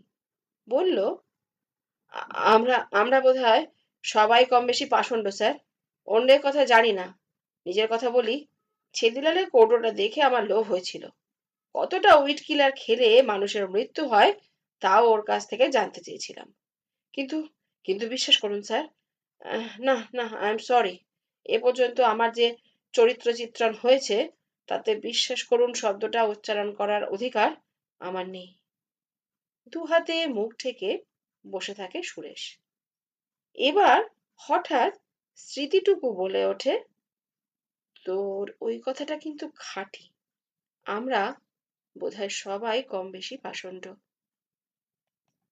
আমার যে চরিত্র চিত্রণ হয়েছে তাতে আমিও নিজেকে বিশ্বাসভাজন বলে দাবি করতে পারি না। কিন্তু মিথ্যা অপরাধ তোর কাছে চাপাতে দেব না রে সুরেশ। হ্যাঁ, ছেদিলালের সিল টিন খুলে ওই আর্সেনিক বিষ আমি সরিয়েছিলাম স্যার। কিন্তু বিশ্বাস করুন, আই এম সরি কথাটা আমারও নাগালের বাইরে। এবার বাসুমামু বলে ওঠেন, আমি কিন্তু তোমাদের দুজনের কথাই বিশ্বাস করেছি। কারণ you are perfectly right doctor Dutta. Arsenic বিষে মিস জনসনের মৃত্যু হয়নি। সুরেশ আর টুকুর মধ্যে অর্থপূর্ণ দৃষ্টি বিনিময় হলো। আমার স্পষ্ট মনে হলো ওরা দুজনেই দুজনকে সন্দেহ করেছিল। তাই টুকু বলেছিল সুরেশ বোম্বে চলে গেছে, আর সুরেশ ভাবছিল টুকুকে দ্বিতীয় উইলটার কথা না বলা চূড়ান্ত মূর্খামি হয়েছে। মামু তার বিশ্লেষণে ফিরে এলেন। এবার মিস জনসনের মৃত্যুর প্রসঙ্গে ফিরে আসি। সচরাচর দেখা যায় প্রথম প্রচেষ্টা ব্যর্থ হলে আততায়ী দ্বিতীয়বার সেই চেষ্টা করে। এবার বলি, একটি তথ্য আমি সংগ্রহ করেছিলাম একাধিক সূত্র থেকে। মৃত্যুর 3 দিন আগে মিস জনসন প্ল্যানচেটে বসেছিলেন। মিনতি বিশ্বাসী, সে একটি স্বর্গীয় আভা দেখতে পায়। কিন্তু মিস উষা বিশ্বাস অবিশ্বাসী। তিনি অতি ধূর্ত, বিচক্ষণ। তার বর্ণনা মোতাবেক প্রথমত রিবন দুটি স্পষ্টতই ওর মুখ থেকে বার হয়েছে। দ্বিতীয়ত ধূপের ধোঁয়া হয় নীলচে সাদা রঙের, এ দুটি ছিল হলুদ রঙের। তৃতীয়ত রিবন দুটি লুমিনাস, আই মিন প্রজ্জ্বল, দীপ্তিময়, ঝলমলে বা চকচকে নয়, স্নিগ্ধ দ্যুতিমান প্রভাময়। জোনাকির আলো হলুদ রঙের হলে যেমনটা দেখাবে ওই রকম। মিস বিশ্বাস স্কুলে বাংলা আর ইতিহাস পড়াতেন। তার বদলে যদি তিনি বিজ্ঞানের ছাত্রী হতেন তাহলে ওই বিস্তারিত বর্ণনা একটি মাত্র বাক্যে সংক্ষেপিত করতেন। মিস জনসনের নিঃশ্বাস ছিল ফসফোরেসেন্ট। নির্মল একটু নড়েচড়ে বসল। মামু তার দিকে ফিরে বলেন, হ্যাঁ তুমি ঠিকই ধরেছ নির্মল, আর্সেনিক নয়, ফসফরাস। ফসফরাসের টক্সিক এফেক্ট অনেক সময় মনে হয় ইয়েলো অ্যাট্রপি অব দ্য লিভার। বিষ হিসেবে ফসফরাস দুর্লভ নয়, একরকম দেশলাই কাঠির মাথাতেই পাওয়া যায়। 1 গ্রেনের 100 ভাগের 1 ভাগ হচ্ছে ফেটাল ডোজ। অর্থাৎ বিষটা যে প্রয়োগ করেছে সে রসায়ন বিজ্ঞান সম্বন্ধে ওয়াকিবহাল। সন্দেহভাজন ব্যক্তিদের মধ্যে দুজন ডাক্তার, কিন্তু নিতান্ত ঘটনাচক্রে আমার দৃষ্টি আকৃষ্ট হলো অন্য একজনের ওপর। বিএসসিতে সে রসায়নে অনার্স নিয়ে দুবার পরীক্ষা দিয়েছে। তার বাবা ছিলেন রসায়নের অধ্যাপক। আমি তার সাথে দেখা করলাম। প্রথম দর্শনে মনে হলো সে আতঙ্কগ্রস্তা। কেন? মিস জনসনের মৃত্যু সম্বন্ধে খোঁজ নিতে এসেছি শুনে সে খণ্ড মুহূর্তের জন্য শিউরে উঠেছিল। যে মুহূর্তে আমি বুঝিয়ে বললাম না মৃত্যু না, তার উইলের প্রসঙ্গে আমি আলোচনা করতে এসেছি, অমনি তার অন্য মূর্তি। সে ভাব দেখালো প্রীতমকে সে দারুণ ভয় পায়। ধীরে ধীরে সে আমাকে বিশ্বাস করাতে চাইছিল যাতে আমি তার স্বামীকে সন্দেহ করি। কেন? হেনার চরিত্রটা আমি বিশ্লেষণ করলাম। আমার মনে হলো প্রীতমকে সে বিয়ে করতে বাধ্য হয়েছে, ভালোবেসে নয়। সাজে পোশাকে সে যাদের আকর্ষণ করতে চেয়েছিল তাদের কাউকেই ও ধরে রাখতে পারেনি। মিস জনসন বা মিস বিশ্বাসের মতো অবিবাহিত জীবন কাটাতে চায় না বলেই সে বাধ্য হয়ে প্রীতমকে বিয়ে করে, আমার এটা মনে হয়। ক্রমে সে প্রীতমের ওপর প্রচন্ড বিরক্ত হয়ে ওঠে। স্মৃতিটুকুর মতো সাজ পোশাক করতে চায়, পার্টিতে যেতে চায়, গ্ল্যামারাস হতে চায়, কিন্তু মজফরপুরে সেসবের ব্যবস্থা নেই। তাছাড়া প্রীতম শেয়ার মার্কেটে তার স্ত্রী ধন নষ্ট করে ফেলায় ওর মন একেবারে বিষে উঠল। ইতিমধ্যে তাদের দুটি সন্তান হয়েছে। লেডি ম্যাকবেথের যেমন ছিল একটি কন্যা হৃদয়, ওর তেমন ছিল একটি মাতৃ হৃদয়। ও প্রীতমের নাগপাশ ছিন্ন করে স্বয়ংবর হতে চাইল, কিন্তু স্বয়ংবর হওয়ার জন্য কোথায় থাকবে সে? টাকা পাবে কোথা থেকে? টাকার দরকার। একমাত্র পথ মিস জনসনের আশু মৃত্যু। অনেকেই জানে না মিস জনসনের উইল মোতাবেক হেনা সম্পত্তির 1/3 নয়, পেত অর্ধেক। এ তথ্যটা সে বোধহয় জানতো। ফসফরাস বিষের লক্ষণ যে জন্ডিসের অনুরূপ এ তথ্য তার জানা ছিল। বিহার থেকে আসার সময় সে ওই ফসফরাস সংগ্রহ করে আনে, কিন্তু মরকত কুঞ্জে পৌঁছে একটা সহজতর সমাধান ওর নজরে পড়ে। সারমেয় গেন্ডুক। সিঁড়ির মাথায় মৃত্যু ভাতটা সেই পেতেছিল। মিনতি বাধা দিয়ে বলে ওঠে, কিন্তু আমি তো সে রাতে স্পষ্ট দেখেছিলাম। বলছি সে কথা, তুমি থামো, কথা বলো না। মিনতি আমাকে জানিয়েছিল যে দুর্ঘটনার রাত্রে বা তার পূর্ব রাত্রে সে স্বচক্ষে দেখেছে স্মৃতিটুকুকে ওই পেরেকটা পুঁততে অথবা নিচু হয়ে কিছু করতে। ব্যাপারটা বিস্তারিত বলি। এরপর উনি সমস্ত ঘটনাটা জানালেন। টুকুর দৃঢ় অস্বীকার। বললেন, মিনতির ওই স্টেটমেন্ট শুনেই আমার মনে হয়েছিল জবানবন্দির ভেতর কিছু আপাত অসঙ্গতি আছে। যা হবার নয় তাই বলা হচ্ছে, সেটা যে কি তা ঠিক বুঝতে পারিনি। পরে ঘটনাচক্রে একদিন আয়নার সামনে ওই ব্রোচটা ধরায় আমার সমস্ত সংশয় দূরীভূত হলো। মিনতি টুকুকে শনাক্ত করেছিল তার নীল নাইটি দেখে আর ওই TH লেখা ব্রোচটা দেখে। না হলে অত কম আলোয় ঘুম ঘুম চোখে তার পক্ষে শনাক্তকরণ সম্ভব নয়। ঘটনাচক্রে আয়নার সামনে ওই ব্রোচটা ধরতেই আমার নজরে পড়ে প্রতিবিম্বে অক্ষর দুটো উল্টে গেছে। TH নয়, HT। হেনা টুকুর নকল করত পোশাকে আশাকে, তারও ছিল অনুরূপ নীল নাইটি। সেও টুকুর মতোই ব্রোচ পরত, অনুরূপ ব্রোচ, কিন্তু নামের অনুকরণে, HT, হেনা ঠাকুর। কিন্তু সাজসজ্জা বিষয়ে তার কোনো রুচি ছিল না, তাই নাইটি পরেও কাঁধে ব্রোচ আটকে ছিল। সে ভুল কিছুতেই করতে পারে না নিখুঁত সজ্জা পারদর্শী স্মৃতিটুকু হালদার। রাতে নাইটির ওপর ব্রোচ আটকানো সম্ভব নয়। হেনা ভাত পাতল, তাতে মিস জনসনের মৃত্যু হলো না। তিনি যে উইলটা বদলে ফেলেছেন তা হেনাকে জানাননি, কারণ তার সুদূর কল্পনাতেও ছিল না যে হেনা এই কাজ করতে পারে। এবার হেনা তার মূল পরিকল্পনা রূপায়িত করল। অতি সহজ পদ্ধতি। মিস জনসনের বাথরুমের থেকে একটা ক্যাপসুল খুলে ফসফরাস ভরে দিল, ওষুধটা ফেলে দিল। হেনা জানতো দিন 5-7 মধ্যেই ওই ক্যাপসুলটি উনি খাবেন, তখন সে অকুস্থল থেকে বহু দূরে।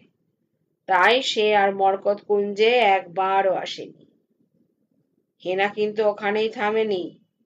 বড় মাসির মৃত্যুর পর সে মর্মাহত হয়ে যায়, দেখে সে সফল হয়েও ব্যর্থ কাম।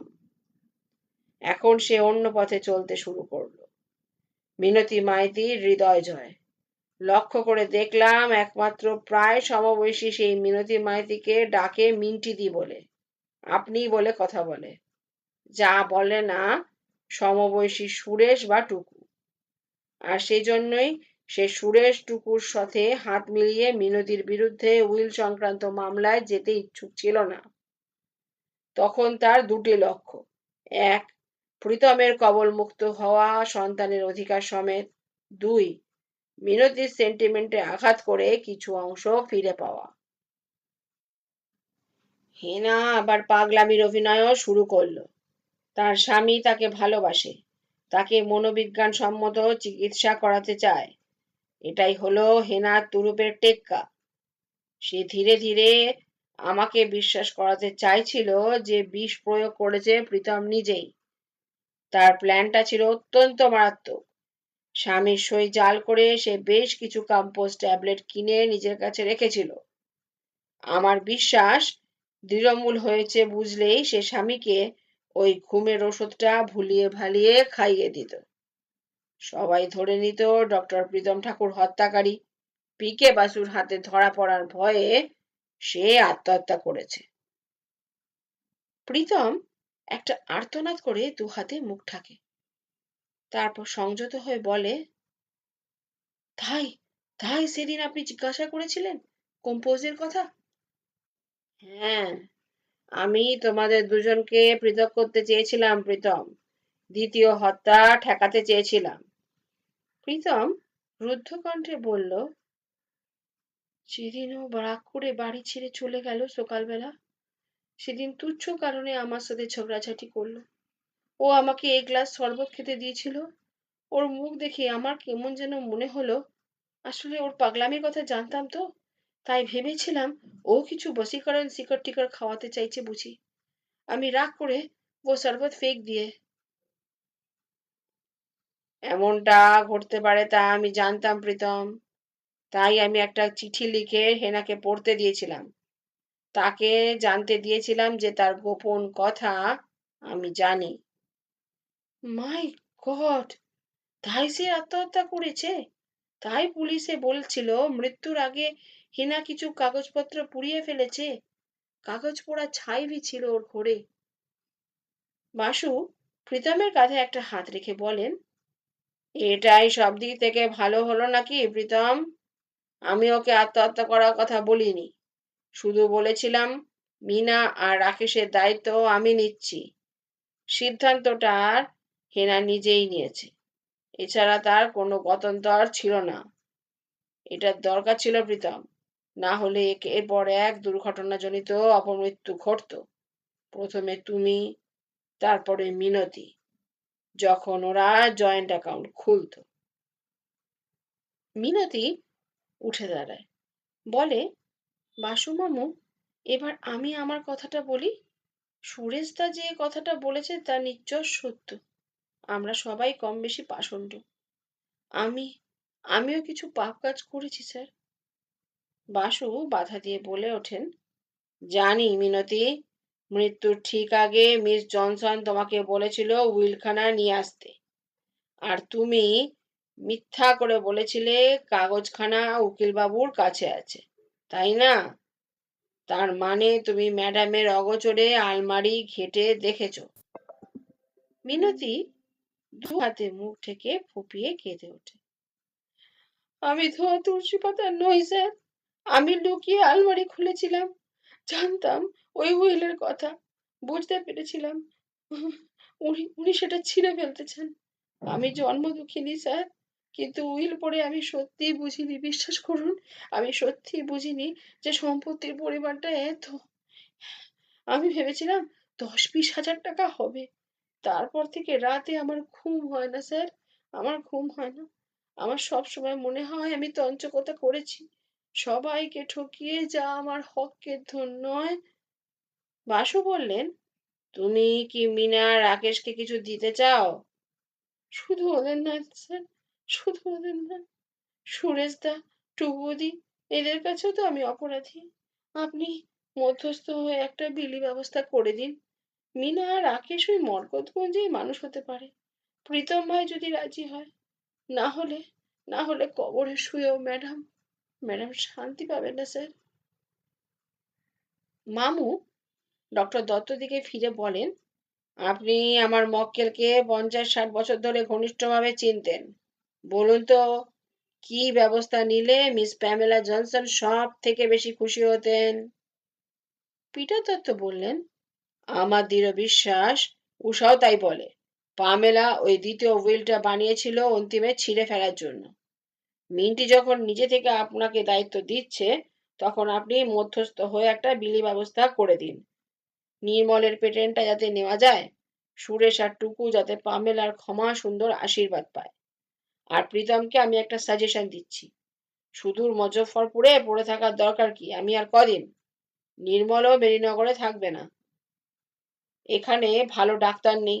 ও যদি মরকত কুঞ্জে এসে বসবাস করে, তাহলে আমার প্র্যাকটিসটা ওর হাতে দিয়ে নিশ্চিন্ত হই। অবশ্য তার বয়স কম, সে যদি দ্বিতীয়বার বিবাহ করে। প্রীতম মাঝখানেই বলে ওঠে, মিনা আর রাকেশকে মানুষ করে তোলাই এখন আমার জীবনের লক্ষ্য। দ্বিতীয়বার বিবাহের প্রশ্নই ওঠে না। বাকি জীবনটা আমি আমার স্ত্রীর স্মৃতি নিয়েই বাঁচতে চাই স্যার।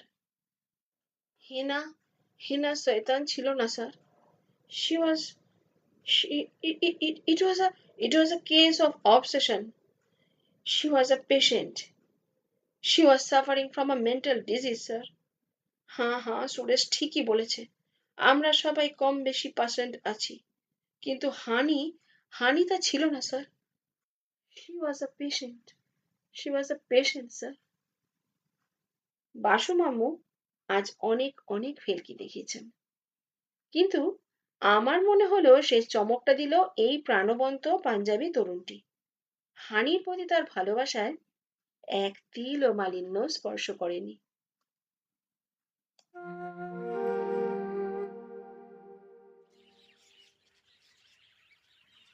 ডক্টর পিটার দত্ত বিড়াবেড়িতে ফেরার পথে তার বাড়িতে একবার যেতে হলো।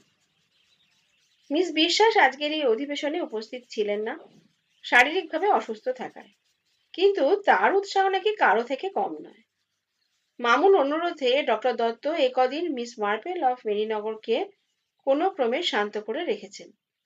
এখন যদি তার সাথে দেখা না করে আমরা ফিরে যাই, তাহলে তিনি সত্যি সত্যি মর্মাহত হবেন।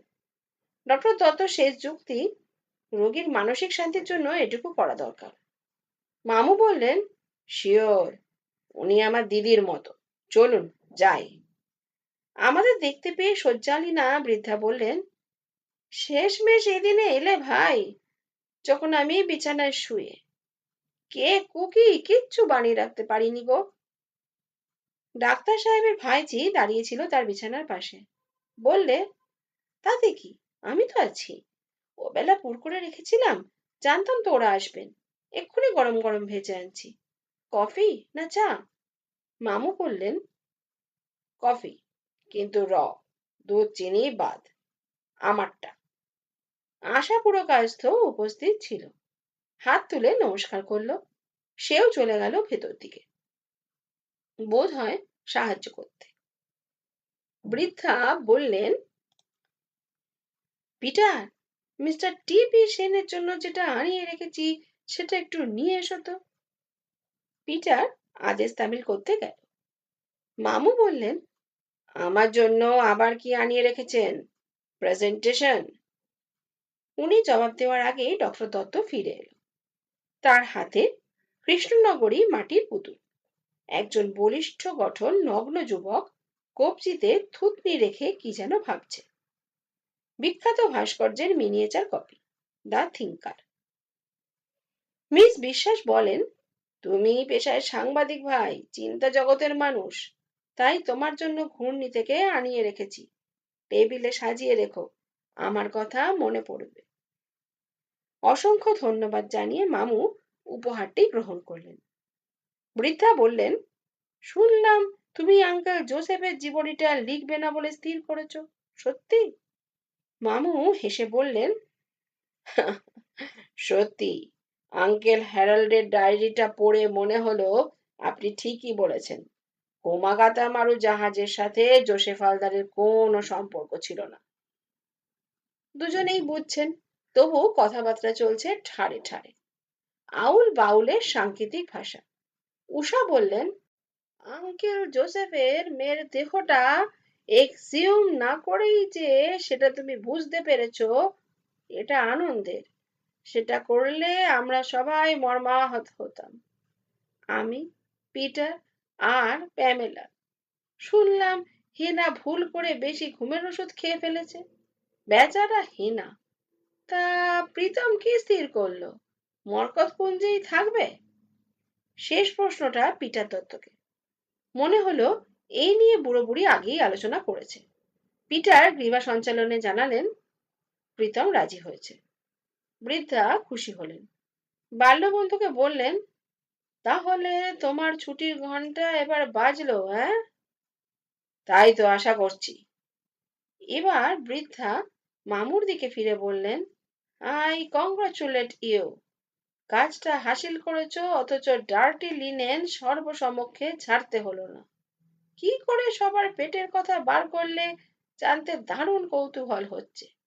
কিন্তু না, আমি জানতে চাইবো না। মামু আগ বাড়িয়ে বলেন, যাতে সাংবাদিক যে সকলের সব কথা আমার মনে থাকে, তার ঠিক ইন্টারপ্রিটেশন করতে পারি। তাই নাকি? একটা উদাহরণ দাও তো।